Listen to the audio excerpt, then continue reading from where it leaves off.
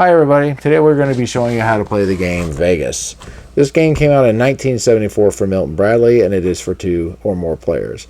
Now the object of the game is you're going to try to become the first player to spell Vegas, and you're going to be playing these different cards and taking chips from certain pots and trying to strategically place cards to where you can get chips from other pots. So let's go to the game board. Okay everybody, here we go. The object of the game is that you're going to try to become the first player that spells the word Vegas with these cards over here, and there's a whole deck of them. You also have chips, and what you're going to do is you're going to pass out all of the red chips evenly to all of the players, and I'm going to be setting up for a 3-player game. The yellow chips will be used to make change as you put chips here in the pot.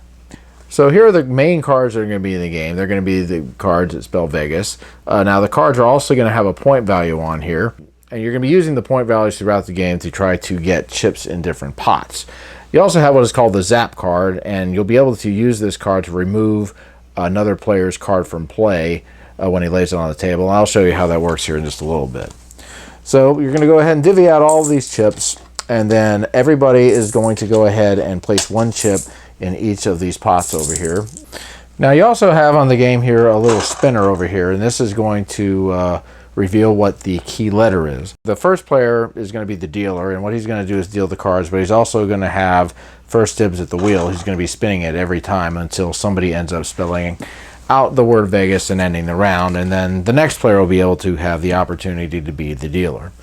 So the way it works is you're going to go ahead and take out the cards, and you're going to go ahead and deal 3 cards to each player. So the first player who dealt the cards is going to go ahead and spin the spinner, and the first letter is going to, and the first one is a wild. Now this is going to allow players to play any card that they would like to. Let's just say I didn't get a wild and I ended up spinning up something like an E. Now I'm going to go ahead and show you what these pot things mean here as we play. So what I'm going to do is I'm going to go ahead and look at my cards, and the card that I will be allowed to play in front of me is going to be the E, and I happen to have the E. So what I'm going to do is I'm going to go ahead and lay the E out in front of me like so. And my opponents are going to go ahead and look, and the second player does not have an E. So what he's going to have to do is he's going to have to choose one of these cards to discard. Let's just say he decides to discard this one, and he's also going to have to go ahead and put a chip in a certain pot when he does these discards. If he can't get the key letter, what he's going to have to do is he's going to have to place a chip in one of the pots. For an E or an A, vowels, he's going to have to go ahead and place a chip here in the pot like so. If the key letter is a V, a G, or an S, I'm going to go ahead and put the chip in that corresponding pot. Then we'll go to player 3 to see if he happens to have an E, and he also does not have an E. So let's just say he decides he's going to go ahead and discard that, and he's going to go ahead and put a chip into the pot as well. So now the dealer is going to go ahead and deal out 1 card to each player again, and he's going to go ahead and spin the spinner again. So let's see what he gets. And this time he gets the wild. So this is going to allow the players to play any card that they would like to. Now you also have values here of 5, 7, 11, and 13. You remember that the cards have point values. If when you're playing the cards you are able to get cards that will add up to those numbers, you're going to be able to grab out the chips from that pot. Also, if you are the first player to play a G or V or an S, you're going to be able to grab the chips out of the pot that way as well. So, for example, since we have the wild, let's say it is player 1's turn, and he decides he's going to go ahead and play the S. So he plays the S, and since he was able to do that, he's going to go ahead and be the first one to do it. He's going to go ahead and take these chips and put him into his pot. So the second player is going to go ahead and play, and let's see what he has. He's got E, A, and V. So let's just say he decides he's going to go ahead and play the V. Since he was the first one to play the V, he's going to go ahead and get these chips. Third player goes ahead and looks at what he has. He's got the G, the S, and the A. So let's say he decides, well, I'll go ahead and play the G. This will give him access to these 3 chips over here, and that will be the end of that round. So once again, player 1 is going to go ahead and deal out the cards and spin the spinner. And now we have the A. So we'll go ahead and look at what I have here, and I'm going to go ahead and play the Zap card. Now you can play the Zap card in place of a letter card if you would like to. I'm going to go ahead and play it here on player 2, and this is going to force his card to be discarded like so. And that will be the end of my turn. So player 2 is going to go ahead and look, and he's got a VEA. So he's got the A that he can play, so he'll go ahead and play that.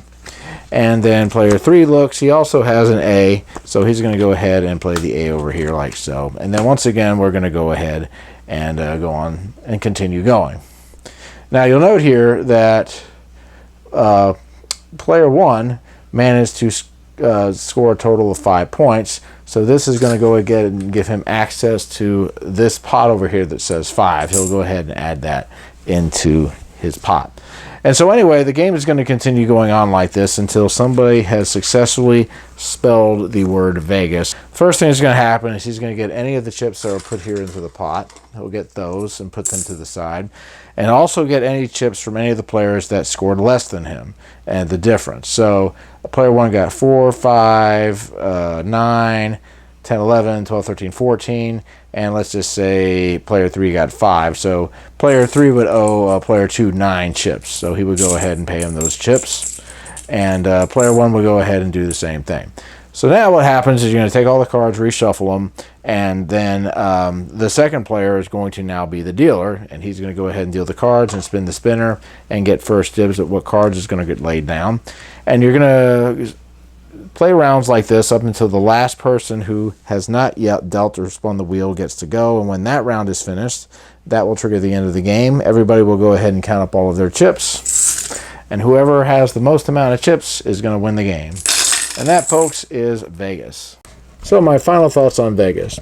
Well, if you've ever played that game Tripoli, this game reminds me a lot of it, where you have a table, it's got a lot of pots, and it's a really relaxing game. It's not a game that has high strategy on it at all.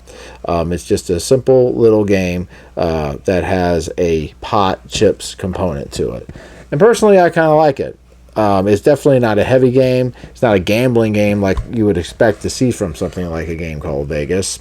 But it's really more just kind of to just chill out and relax and talk type of a game. And I do like it. There is a little bit of strategy involved as far as which cards you're going to discard and try to see if you can match cards that are going to match a number that will allow you to get more money from the pots and things like that. And of course you have the Zap card, Zap, that you can use as well. But yeah, I think this is a good game for people who like to relax and who are just not wanting to play a game with a lot of complicated rules. If you are a light gamer and a game like this appeals to you, where there's chips and you can take chips out and put them in and you have cards, it's pretty cool. So guys, that's my review of Vegas. I'll see you later. Keep on gaming.